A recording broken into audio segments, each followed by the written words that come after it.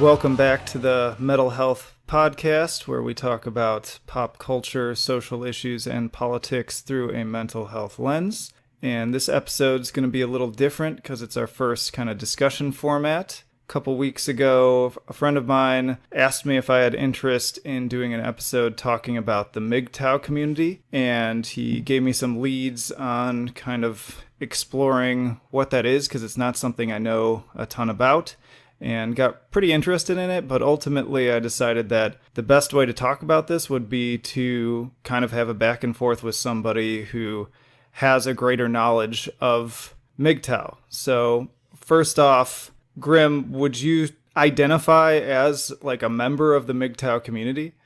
Well, I guess I would consider myself a member of the community, but as far as labels and things like that, not everybody in the community likes to call themselves a MGTOW or anything like that. Some other people just consider themselves going their own way, or they just kind of follow the philosophy.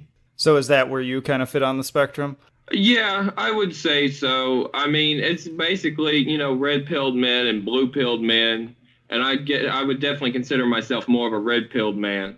So could you just, for people who are listening who have no idea what the hell MGTOW is, could you kind of define what that means and also sort of specifically what it means to you?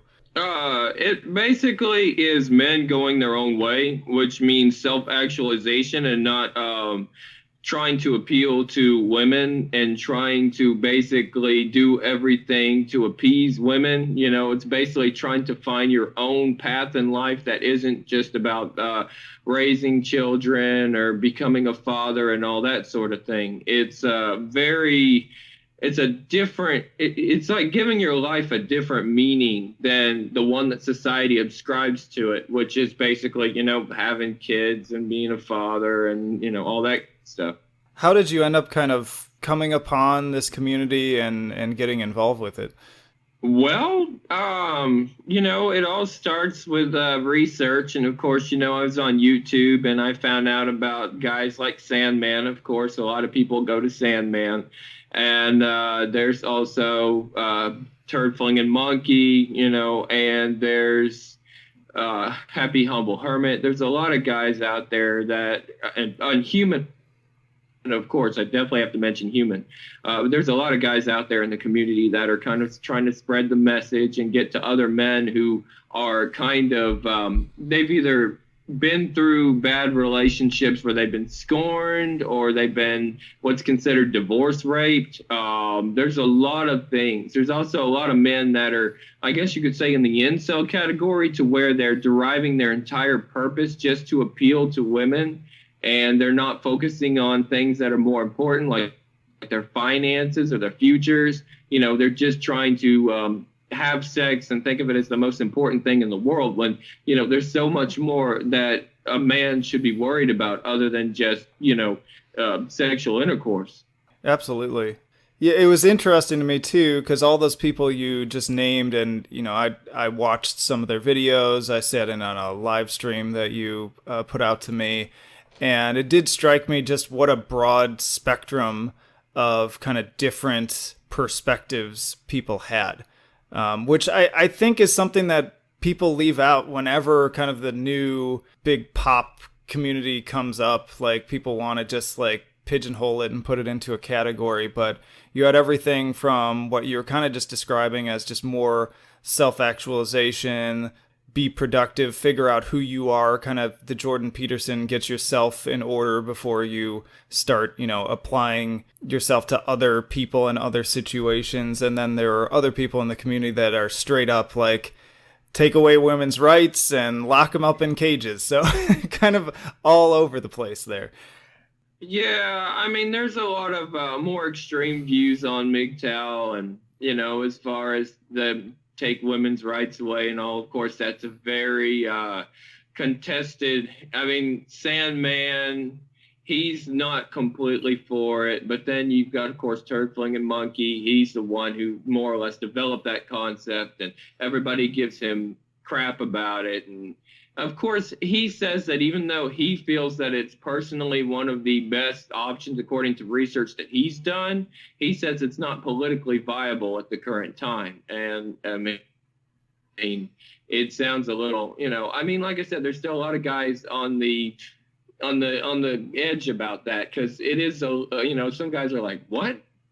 It's just one of those things. And I'm not going to say that, considering his research that it would work, but it probably, I mean, I don't know. Like I said, I haven't done the research he has. He's the one that can, just state facts and studies from all of these different countries. So, I mean, I'd leave it to him. But, Yeah. as far as he goes, I mean, the guy calls himself, turd flinging monkey. He does sex toy reviews. He's got himself a sex doll waifu. He says he doesn't really care what people think about him. And of course, he's been through a lot of different things in his life. He's falsely accused of rape, and he's just had bad childhood. His mother abandoned him. It's just a lot of different things that man's been through. Not to mention all of his time in the military and all the service. I think he spent either 2 or 3 tours over there. So he's been through a lot. And he's all about really trying to get men's finances in order. He's all big on, saving money and investing and working with stocks and things like that. And I think a lot of MGTOW men are more interested in that because obviously when you're not supporting a family, you have more money, you have more resources, you work longer because you don't have a family to come home to, more or less. So you have more money. And I think that's one of the big takeaways there.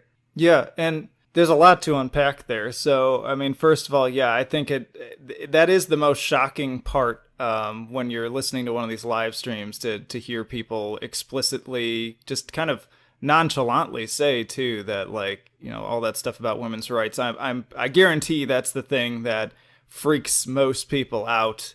But like you're saying though, it seems like that is kind of a smaller part of it. And I one of the live streams I was listening to, he did start talking about how he didn't think it was viable, which personally I'm glad he feels that way because I don't think it's personally a great solution. But in any case, yeah, there's so much more going on there. Like clearly this guy is very intelligent. He comes off, despite his moniker of turd flinging monkey, he comes off as very intelligent. He seems decently well read and actually talks about the reasons why he feels like the things he's talked about could work and why these things would be viable. Like you said, he does talk about business, which I think is a very important thing that not enough people talk about, and people aren't fully prepared on that. The part that I really want to get into, though, is sort of where do these people sort of come into this philosophy? Like, what is happening in their lives that leads them to this specific decision? Because we had an exchange over Messenger, I remember, where my kind of short opinion on what I was hearing is that these people are very smart. I like that they're disseminating information and they're really digging into it and they're actually trying to define a problem. But the issue I see is that they kind of just jump too quickly to a solution. At least that's just my perspective on that. Hmm. Well, as far as all that's concerned, I mean, there's a lot of different things that, there every time you look at a different YouTuber, he's going to say, well, this is an issue, this is a problem. And some of them they agree. Like I said, Sandman doesn't necessarily agree with TFM's solution. I've actually heard him say that in another live stream that he did, and he said he feels that the lover bots would probably be a better solution because he feels that women are too empowered right now.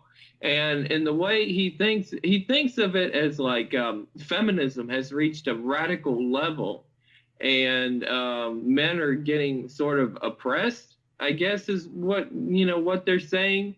And I guess with the whole Me Too movement and all that, there's a lot of false accusations going on. Obviously, there's a lot of talk about what happened to Vic and his voice acting, all that kind of stuff. But he apparently got in. Just there's so much to deal with, and as far as that's concerned. But Mainly it's the fact that we feel that we're kind of getting into like a second class, and like men are being forced to not be masculine anymore, that we're being feminized, that we're not, it's one of those things where we're just being, like I said, a second class citizen. Yeah. And I think a lot of those concerns being raised are totally valid, and they get unfortunately overshadowed by, again, kind of just throwing out the most extreme kind of way of describing the community. And so that's why I was really interested in kind of having this conversation with you, because I want this podcast to be all about everyone's opinion is valid. I don't want, people to be shoved in a corner, because I think if they're not allowed to speak, they're still going to have those thoughts. They're just going to be, over here where they're feeling more marginalized, and that kind of breeds even more contempt and extremity in some cases. So again, I think those concerns are fair, and in many cases they're true. Like there are plenty of cases coming out where people are making false accusations, and whether or not you're a listener out there and you feel like, oh, men being marginalized, like that's dumb, like they can't be marginalized, like even if you think that way, that's not how this group thinks about it. And so we need to kind of unpack that and talk through it. So again, I think good discussion, but again, I feel like jumping too quickly to solutions. It's like, can we dig into those concerns a little bit more and really brainstorm and collaborate on, okay, realistically, it's not going to happen that, we're just going to sort of roll back rights for women. So what's the alternative then? Like, is there a solution where people in the MGTOW community, or even just men out there who are feeling marginalized, can feel some of that sense of, value and control over their lives back, while women are also feeling like they're moving in the direction that they want to? Well, I definitely need to mention that, first of all, it's not an angry boys club. There are a lot of guys that are angry, and they go through what's called the red pill rage cycle, where, they get into this thing. They realize women's behavior, and they just get a little upset, and they're like, they just get upset, and they start saying all these kind of hateful things. But no, we're not an angry boys club. We don't actually hate women. There's nothing, it's not a who hurt you or any of that situation. And another thing I need to talk about is how it began. Basically, one of the things you're talking about is MRA, which is the men's rights the men's rights movement. And one of the problems there was that it wasn't accomplishing anything. Now, feminism accomplished many, many, many things in its third wave, but MRAs didn't accomplish a thing. So basically, a bunch of MRAs decided that they were just going to walk off the plantation, as it were, and just let it, just say it's no longer going to be our concern. It's like, we tried everything we could, nothing's working. So we figured that the best way to win the game is not to play. And that's what they decided to do. They just decided that they would walk off and let whatever happens. And maybe the fact that they've left will kind of make a change, or cause some sort of a change to happen, because they're not there anymore. And, they're saying, where have all the good men gone? Well, the good men are, they're walking off. That's what's going on. And of course, if you listen to a lot of TFM's old casts that he had done, there's all these guys that used to call in and talk about all the problems they've had with divorce, and with the courts, and alimony, and child care. There's just so much going on. They're having to pay child support. They've been kicked out of their homes. There are some of the most horrible things I've ever heard in my life. These men are confessing, and they're doing it because they have an anonymous way to do it, to let everybody hear their story and maybe take something from it, And that's one of the best things about the community, is it's helping other men so they don't get screwed over, And one thing about the MGTOW also is that they believe in the NAWALT concept, which is not all women are like that.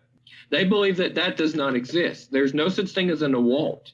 You can't say that not all women are like that, because all women have that biological imperative of hypergamy. So that's one thing that, we always try to stress these men. Like, well, why doesn't she treat me like this? Or why doesn't he? We basically say that women can't love men the way that men view romantic love. It's a completely different concept. Men and women's brains are different, and that's on a biological basis. So that's a lot, one of the things we talk about. But, it's about recognizing that men and women are different, and that men shouldn't put they shouldn't idealize women to be what they want them to be, because they're not. Women are not what you want them to be. It's two completely different beings, I guess you could say. Yeah, and it's. I was trying to figure out how to sort of probe further on what you were saying, but it was just interesting that how you landed there could easily be out of like a feminist playbook too. That women aren't just going to be and aren't by nature what men want them to be. I mean, it's the same idea. And I feel like that's like potentially some common ground where people could be having a real discussion about this, as opposed to focusing on, just being angry at each other. Well, like I said, while there is some anger, there's some definite anger. There's a lot of guys. I mean, what is it? Anger, denial, acceptance. I guess it's something like the stages of grief.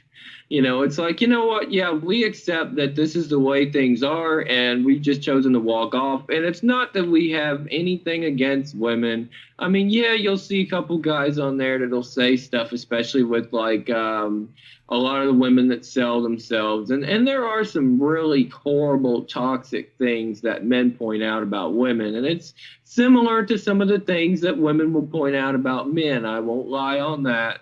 But at the same time, we're not just trying to trash women as a whole. There's still MGTOW men that date. There's still MGTOW men that, like I said, they have female friends and all that sort of thing. It's not like, oh, we just don't want anything to do with women. We're not the creepy guy in the corner. You won't even know that a MGTOW man is a MGTOW man. He'll talk to you just as any other man would. And like I said, they still date. There's actually relationships where the man and the woman have separate houses, so they get together, but they don't live on the same property. So, I mean, and that works. I mean, humans like that. Human has a girlfriend, but his wife, or not wife, I'm sorry, his girlfriend, because, MGTOW, they don't marry. But she lives, like I said, on another property. So, I mean, that works for them. But, basically MGTOW is no cohabitation and no marriage. That's all it is. That's the core belief of MGTOW. There's absolutely nothing else beyond that. Now, if other MGTOWs have political views like turd flinging monkey, that's fine. But like I said, it doesn't have anything to do with the core value. There's only two rules in MGTOW. That's it. So all the hating and all the other stuff, that's all completely null and void. It has nothing to do with the core philosophy. And you can even go back to monks when you're talking about MGTOW, how they didn't get involved with any, no cohabitation, no marriage. It was just kind of a thing, except it was for God. And this is for self-actualization instead. It's like, I'm going to stop looking for women and I'm going to start thinking about how to make myself a better person. It's more of a life-affirming kind of statement. Yeah. It's, And I think that's an aspect what people don't get. Yeah. And that was the aspect, again, that I really like about it, because I do, working in counseling, we work with a lot of what's called enmeshment, where, people are too invested in kind of being this unit, and that often leads to a lot of problems and entanglements and kind of lack of having their own individuality. And there's what's the word I'm looking for? A lot of dependence issues. And so what I like about what you're saying is, it can still be a union of two people, but those two people just need to be more focused on themselves and where they're going in life, and hopefully that ends up having an additive positive effect for both people.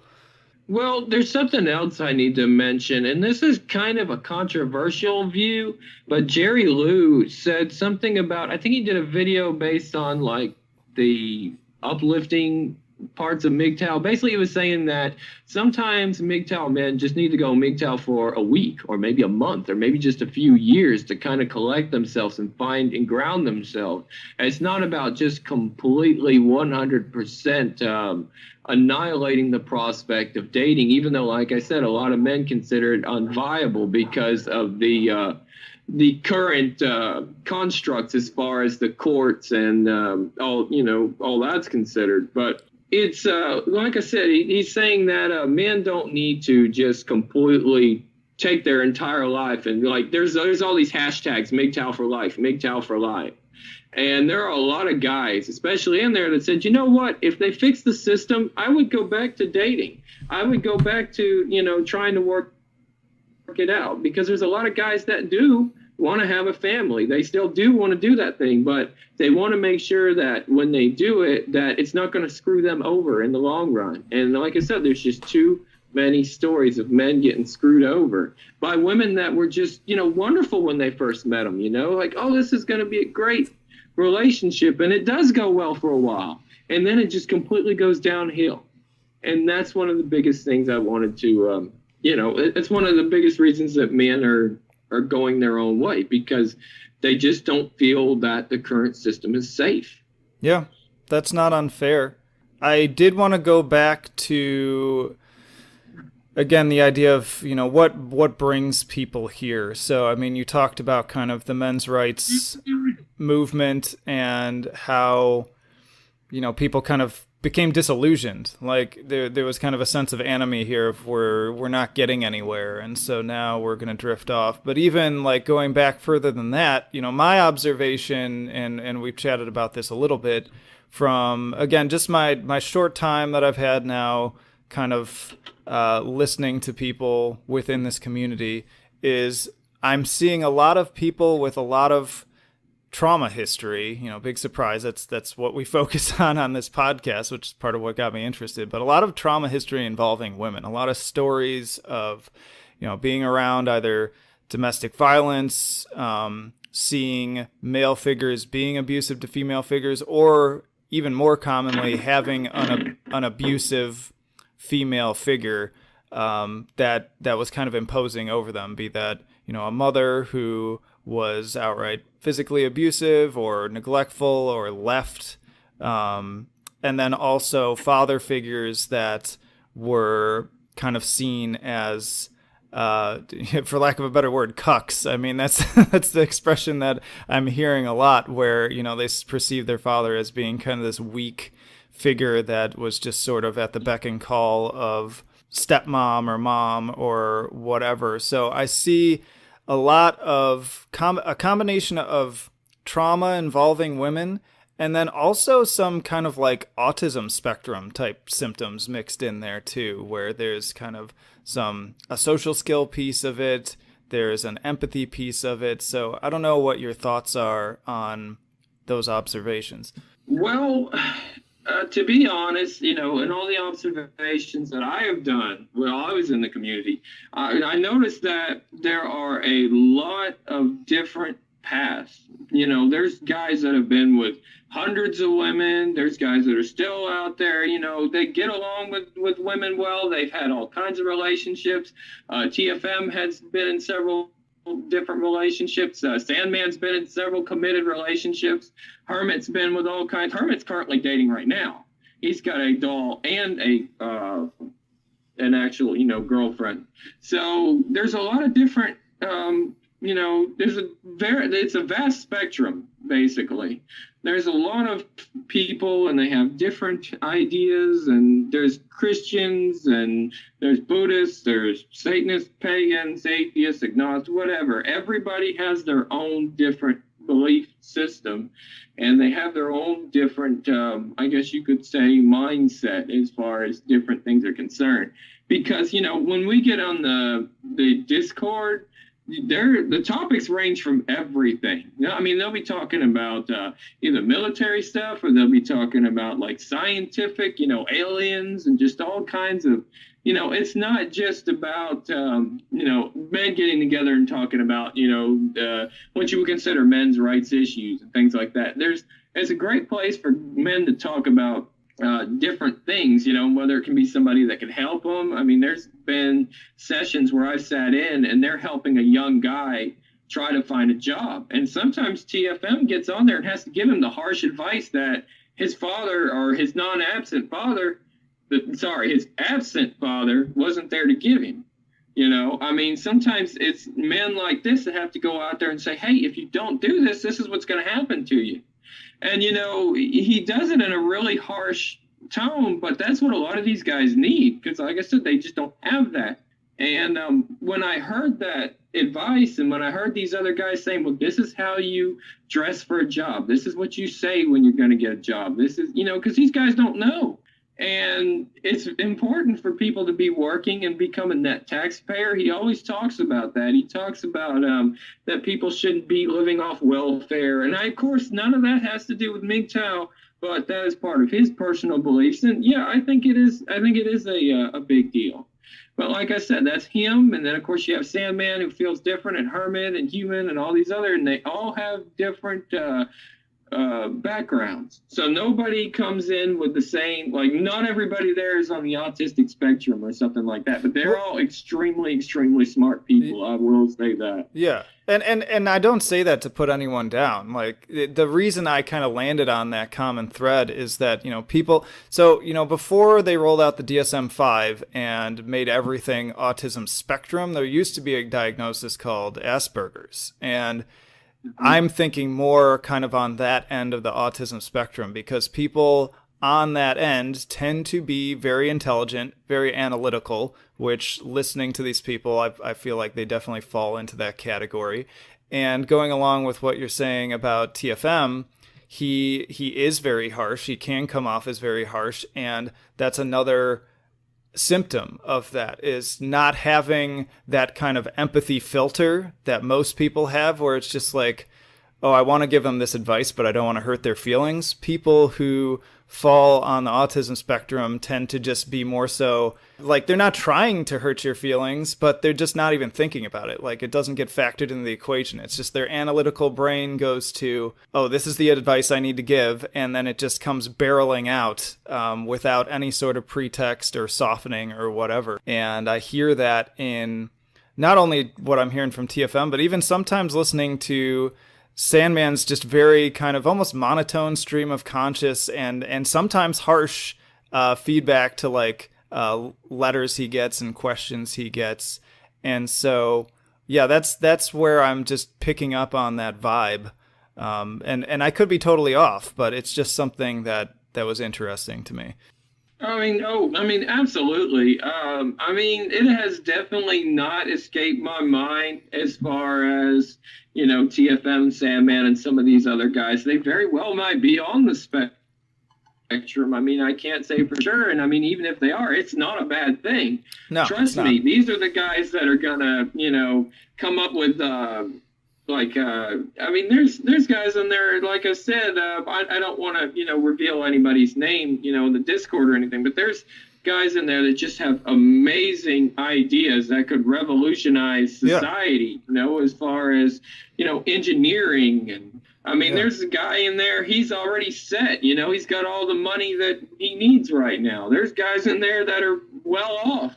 So, I mean, they're not struggling. There's people out there that are doing better than people that are not on the spectrum. Yeah. There's normal people that are less, I don't want to, go too far into it, but it's just amazing when you see people like this that are extremely successful people, and people that criticize those of being, maybe autistic or Asperger's and stuff. They're not as successful.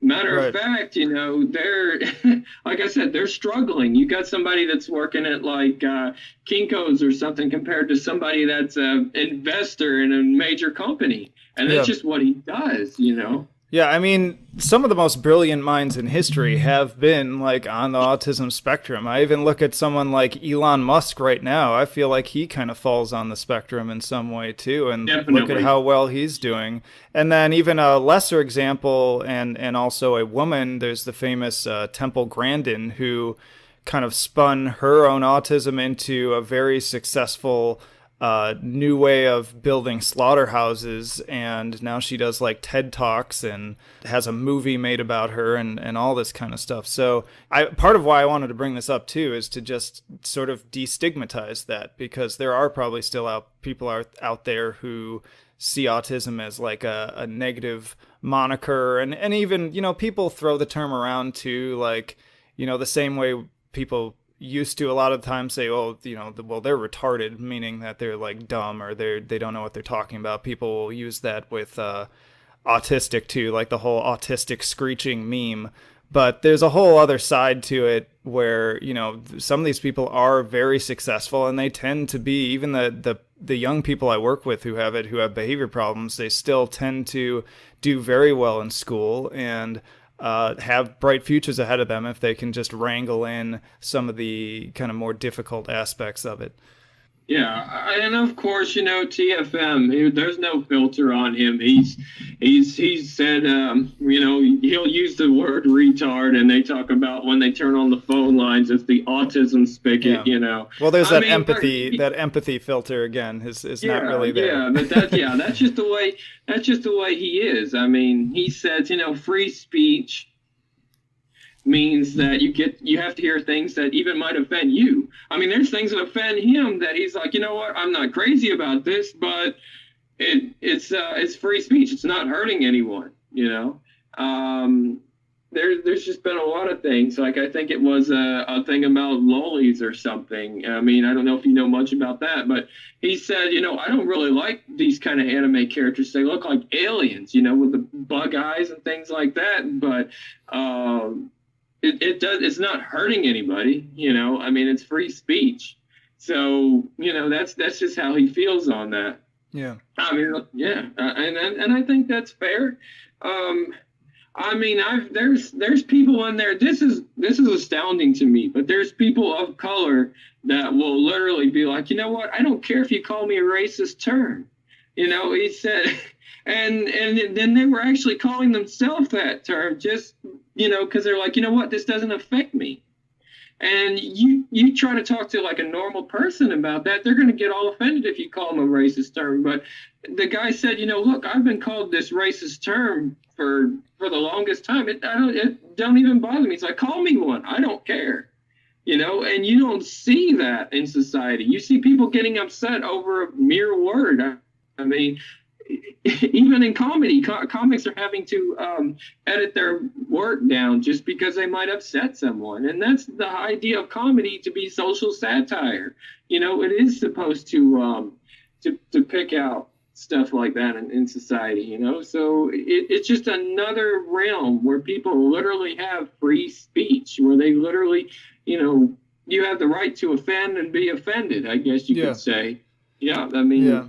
Well, and not to harp too much on the autism point again, but just again, as you were talking, like, it just reminded me so much of so many kids I've worked with where they don't really care about the feelings attached to words. It's what tends to bother them is whether or not they feel something is correct. So they could have kids all day around the schoolyard calling them particular names, but it's like it doesn't even phase them, because it's like, well, they're wrong, so why would that bother me? But that when I do see them have outbursts and get really angry and start to rage about something, it's usually because somebody has said something to them that they feel is just wrong, and they get into an argument over it, and their brain is just so stuck on like, no, we need to say it correctly. I don't care if you're, presenting this idea, because you're factually incorrect. Yeah, and there's another thing. I was asking the guys on the in the Discord if they wanted me to talk about anything in particular, and one request I got was about basically single mothers, because that's a big issue.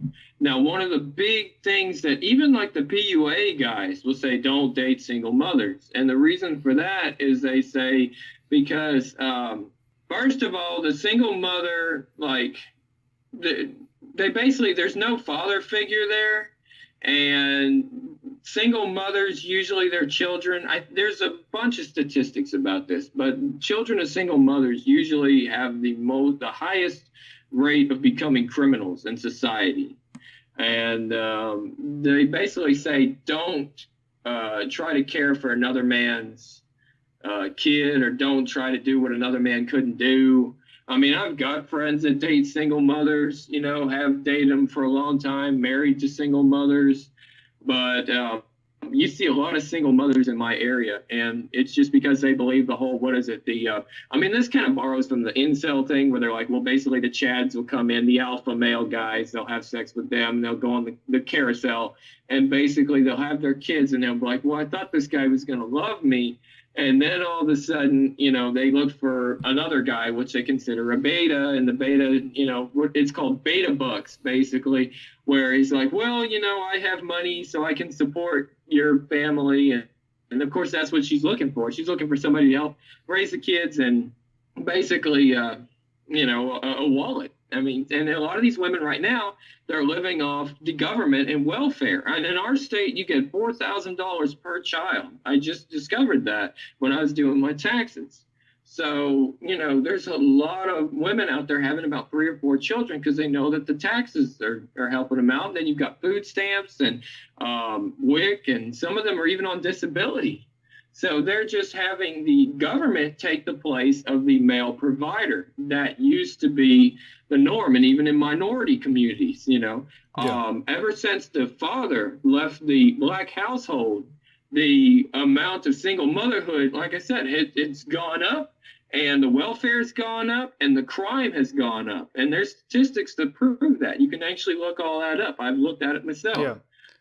So Yeah. a couple responses there. So first of all, like you're not wrong about the statistics. I've seen that too, and I've even I've heard is it Larry? I think Larry Elder talked about. I use this argument a lot when it comes to like people coming up with feel good, sounds good solutions to problems, but they're not really dealing with the underlying problem. And he talked about a policy. I think it was in like the Reagan era or something, and they were going to help out black single mothers who are having a really hard time. Which, fair enough. Like that's a good thing to target. You want to help people that are struggling. But what they found was that through their financial aid they were giving them, it had actually kind of incentivized that community to actually have a boom in single motherhood in those communities because they were getting more out of it as single mothers as opposed to staying within kind of traditional relationships with the father. So you're not wrong from a statistical and kind of political level.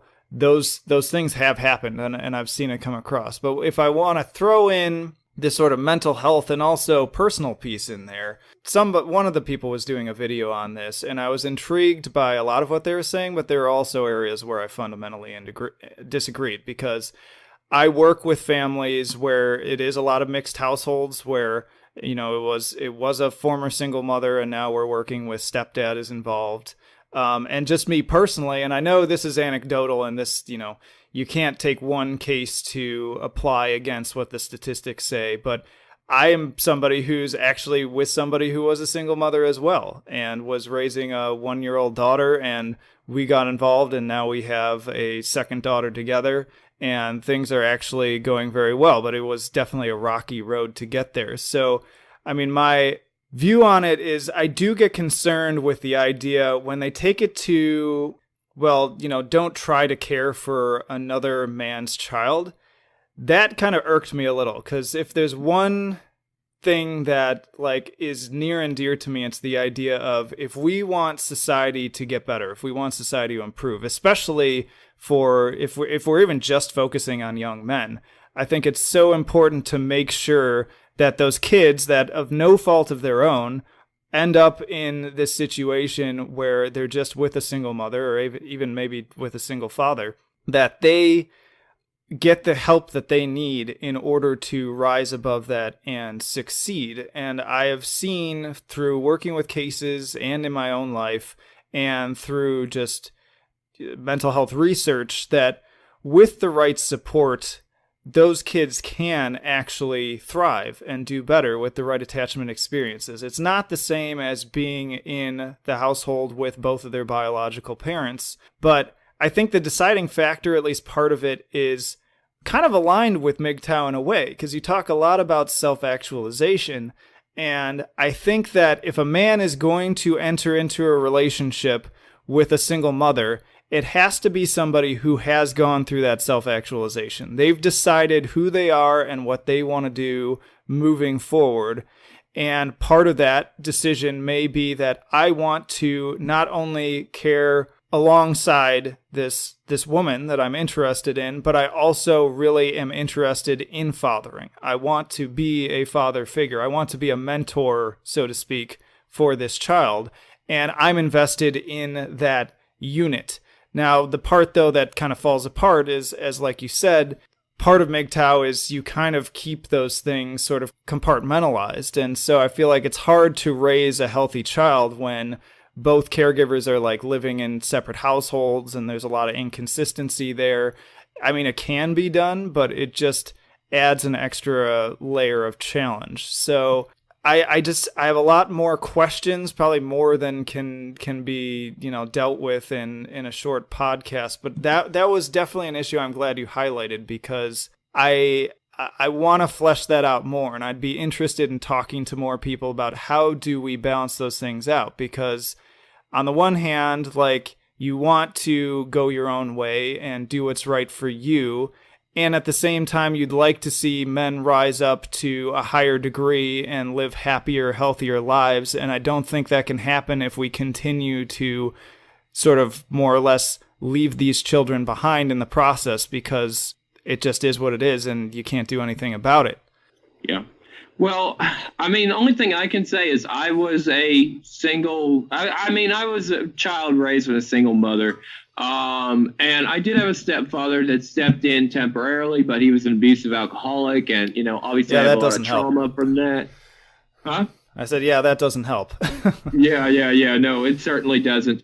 And I mean, this is the part where I kind of disagree. I mean, I've looked at entrepreneurs and cars slide that they did basically on why you shouldn't date these single mothers, or why you shouldn't date damaged women. And I mean, I kind of, like I said, I kind of disagree, because my friend, he met this girl and he met her when she was pregnant with another man's child, and actually decided to take care of her while she was pregnant. And then after that, they eventually raised that child together, and they moved back over here, and they decided to have a child of their own. And now they've got two, and now they have disputes and things like that. They're still together. They've been married for quite a while now. And I mean, I guess it can work out. I guess it just really depends. But most guys will just, in this community, will tell you, don't date single mothers. Don't do it, And it's just one thing that I wouldn't necessarily be opposed to doing, but that's just me. And one thing about MGTOW is that every man that goes his own way goes his own way. Not all men are going the same way. That's right. One thing that I really want to state. And once again, it is only no cohabitation and no marriage. That's the only thing that MGTOW is. Now, if she has kids, like, I don't believe that Human's girlfriend has kids. But like I said, a lot of these guys, of course, they don't breed.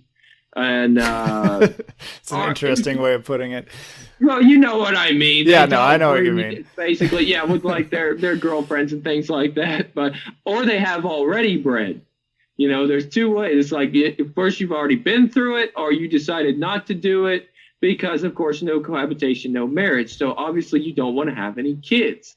That's one thing that even though there are single fathers in MGTOW, I've definitely read a couple messages from them. They'll post. They said, I want to raise my son. I want my son to be, some of them want to raise their kids to be MGTOW. I mean, there's the 12-year-old I told you about, Ivan. And there's a lot of people that have like on the fence opinions of him, because he is just 12 years old. And it's a little odd for someone to be, into the MGTOW community at that young of an age. So yeah, Yeah, there's a lot of things that I don't really understand, but they tried to say that, oh, he got it forced onto him. And no, I think he just watched a bunch of videos and he realized that even at his young age, it sounded like a good idea. And I don't know what that means for I, the future, I but I think that is part of my problem with it, though, because again, my I work with children and adolescents, and the brain is just so malleable. And not only that, but the frontal cortex, the part of your brain responsible for really abstract, rational thinking, impulse control, all that stuff that you kind of need to truly like disseminate ideas and come to really well formed conclusions are just not there until you're about 25.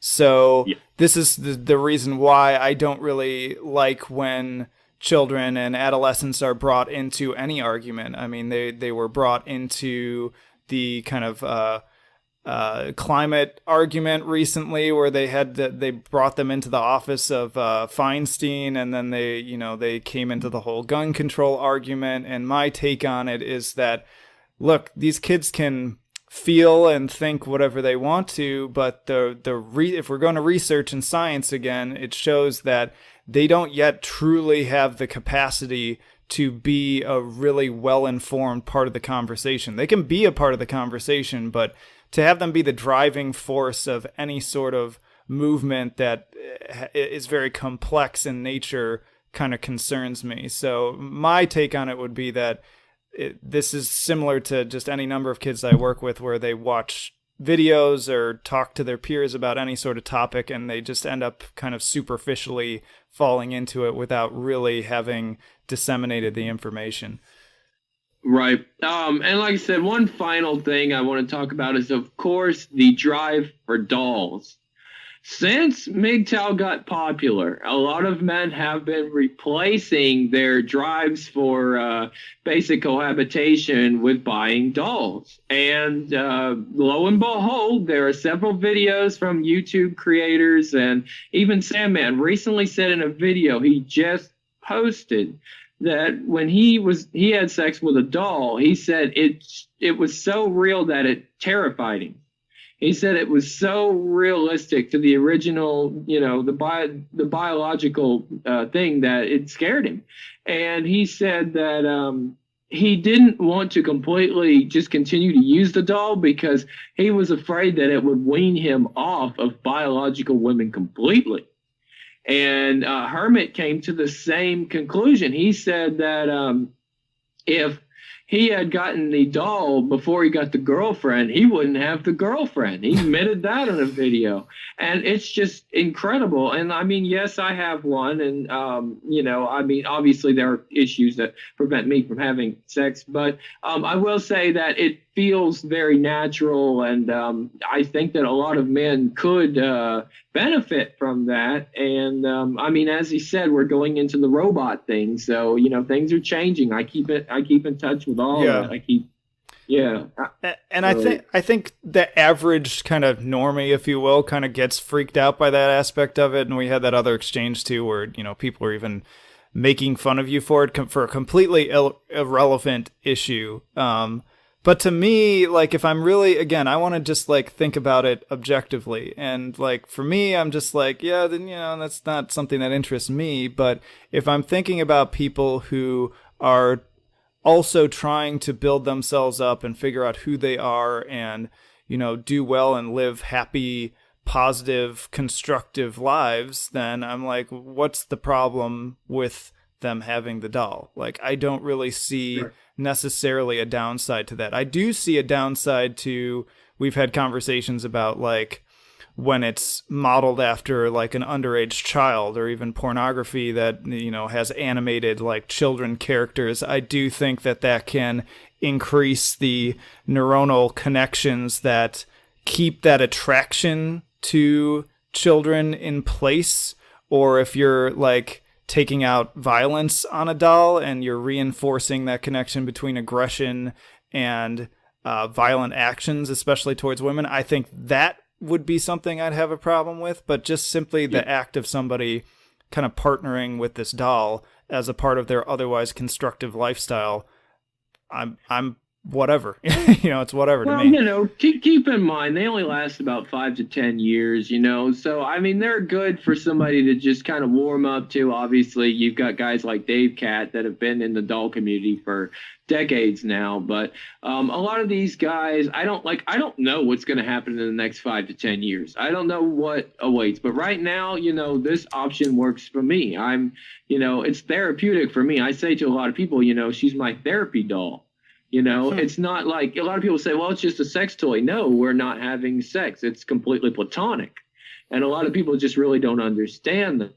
But, I mean, like I said, I've been through a lot and I've been through a lot of crazy relationships. I mean, I know what it's like to be scorned by, women, and just, it helps. It helps. It lessens the drama, and I just didn't like relationships that much because of the drama. I jumped out of another relationship I was in recently because the woman, like, I just felt that I could be doing other things with my time. I just didn't feel like it was a good idea. I was like, well, I'd rather be doing something else. And so I just decided I'd do something else. And I saved the money and I bought the doll because, TFM kept talking about how great they were. Of course, now he has gone out to say that, hey, I oversold the dolls. I really oversold them in the beginning. There's a lot of guys that spent all this money and said they weren't happy. And he's now trying to say that, hey, dolls might work for some people. They don't work for everybody. Well, he strikes me as somebody who's just trying to figure things out as he goes along just as much as everyone else, which is, I mean, part of a self-actualization process. So that's bound to happen. Oh, yeah. But I did want to kind of try to put a little bit of a bow back on the single mother thing again, because we sort of moved on from that.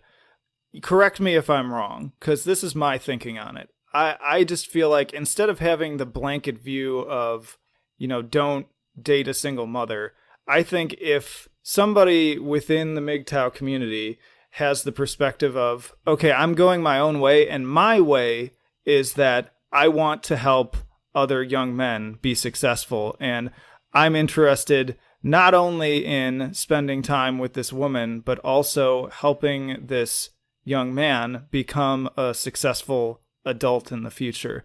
I feel like that's where the ideologies could, on some level, connect, and I think that's usually where I've seen the most successful kids from single parent households, is where it's not just some dude coming in who wants to fool around with mom. It's some guy who has a decent head on his shoulders. He's kind of got himself figured out, and he's decided that part of his way is that he wants to be a father to this child and is able to fill that gap. Does that work within kind of the constraints, if you want to call them that, of MGTOW? Well, to be honest, these guys are going to call him, a blue-pilled beta cuck and things like that because I'm like, sure they will. I mean, yeah, that's exactly what they're going to say. I mean, they're like, yeah, he's a blue-pilled because, he, and like I said, men going their own way.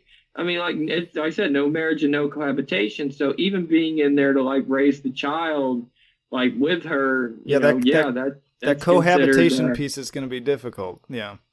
Yeah. I mean, that's what I mean. It's going to be really difficult to raise a child if you're not willing to cohabitate with anyone. So they basically do what's called the pump and dump, I mean, if they are with women, that's what they do, the pump and dump, or they do like I said, the dating where they live in a separate household. Now, I can't speak for everyone in the community, and I won't try to speak for everyone, but I know for sure that, a lot of these guys, like if I posted something on the Discord right now, I'd say, oh, that guy's a blue-pilled beta cuck. He's a simp, I mean, that's what they'd say. And well, I guess that's what I am then. It's to each their own, man. I mean, it's not like, I mean, and to be honest, I don't agree with everything, but I've seen guys when I first got in the Discord that says, you know what, I don't agree with everything completely. And some of the guys would say, you know what, I more agree with Human than I do with TFM or Sandman or somebody else. And I think that dating could work. I would like to be a father. There's people out there like that. So you can't just say that, even though you got a million guys that say, oh, the blue pill beta, there's guys out there that definitely would be interested in that. And maybe they're even hiding it from, like, you know how people kind of try to hide their true nature on things. They're like, oh, look at me, I'm, alpha red pill male guy. I mean, I won't even use the term alpha because that's more a PUA thing. But he's like, I'm a red pill guy, and I don't have no time for cohabitation or nothing, man. I don't got time for these women, these thoughts, like they call them. Yeah. But at the same time, they're thinking, you know what? I kind of do want to just raise a kid, and there was even a statement that's like, you know what? Since this stuff might be shutting down, are some of you guys going to jump back on the wagon? Like, are some of you guys? And of course, there's probably going to be a few guys that might. I mean, I'm not saying they all will, but it's a sexual drive. Human made a video talking about how the DNA is our puppet master. It controls. It's a great video. I think I linked you to it. But that's more or less what's going on. They're fighting their natural instinct to mate and reproduce because the DNA, even if you're with somebody that you didn't like, you're going to feel bad about it because the DNA more or less says, hey, I could have reproduced with that organism. And that's what human was trying to say. Now, I don't know if that's the case. That's what he was trying to say. So, but I mean, that's more or less what I get. And I don't think MGTOW is going to be this thing that's going to continue for decades and decades and decades. I think that it's a necessary option for the current year. But yeah, for the current year. And I don't know, 30, 2040, I don't know what's going to happen. I don't know. But right now, this is what men are doing. Yeah. And, for any women that are listening, this isn't the we hate all women. It's not the man hating women's. What is that from Little Rascals? The man women haters club or whatever. No, the He-Man woman haters club. Allowed. That's what it is. Yeah, it's not no girls allowed. Yeah, and when I was sitting in, that was not the vibe I got at all. Like you said, they talked about wide range of different topics, and especially in the live chats, that I would say that was maybe like 5% of the discussion was specifically around women. And even when women were the topic, it wasn't like a we hate women kind of thing most of the time. They're definitely out there. I don't want to discount the kind of more extreme side where it can go, but I think that falls in anywhere. I mean, you see that in feminism too, where there's literally feminists that want to kill all men, and that's that's genuinely what they believe.